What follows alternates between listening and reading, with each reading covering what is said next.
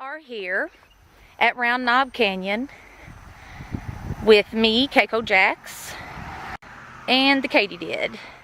And we're going to walk you through and give you a garden tour. We broke ground here in March of 1974.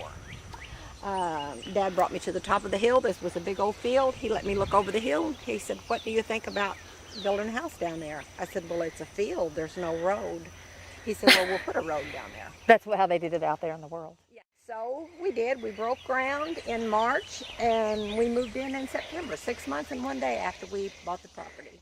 This road used to be a canopy. There was trees lined all the way down. Boy, it did. It was gorgeous. It sure was.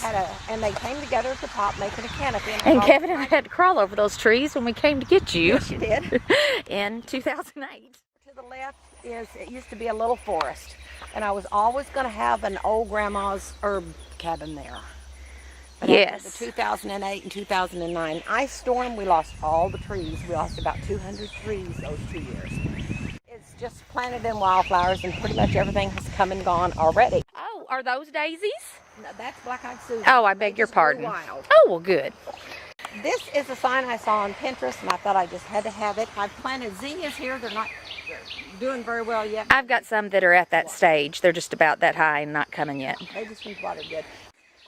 Oh, what have you got? I see something up here. Oh, Happy Hollow. Yes. Okay, I remember there's a story with this. A little squirrel house. That's just a tree that fell out in here and Dad cut it off. They've made a home in there. A little sign there to make a home for critters. Oh, yay! This is my light and love tree. Don't get me in that video.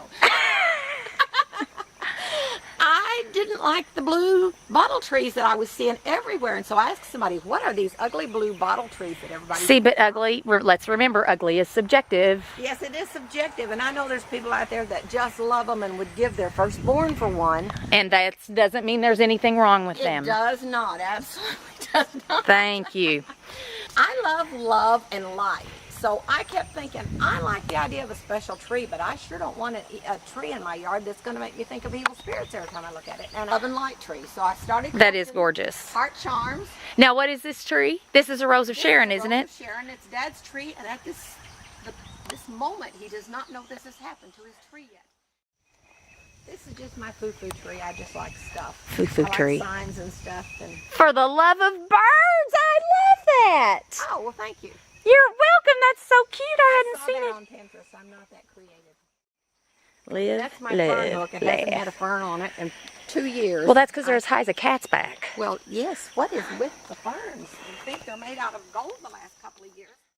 This is the Uncle Remus tree, where I feed all the critters every morning. And the dead animal pieces hanging from it, which... I asked Dad to hang those there for me in the spring because he had some hanging on the other side of the house in a tree, and I loved it. Yes.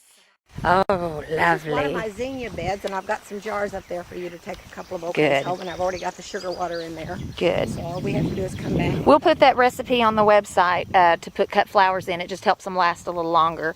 Okay. It is actually about a teaspoon of sugar and a few dribbles of bleach I like to use with your water. I hardly ever use the bleach because I take so many and give them away, and if I'd spill that bleach in the car, Dad would wring my neck.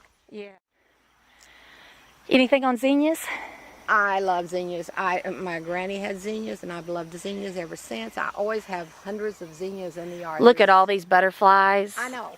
Earlier in the morning, there's even more. Oh, look! Oh, I know. I know. Oh, yay. Wow. And this is our bonfire sitting area. We have family get-togethers. This is where we carve our jack-o'-lanterns. We saw the fence down at the clay pot. He was with me on that trip. And I fell in love with that fence. It had all the birdhouses across the old screen door, so we came home and duplicated the fence. Okay. The birdhouse up to the left is the first ice cream freezer we ever had. Are you kidding me? So we went to buy a new ice cream freezer because that one wore out and was getting rickety. And I said, we've got to do something with this ice cream freezer because it means so much to us. And he said, well, let's make a birdhouse out of it. Wow, So I love that. Smith Brothers at New Columbia to see if he had a big funnel, and he did. He gave us a funnel for the roof. 1964 sign is the year we met. Yay! That is also the year Evan was born. Oh, wow.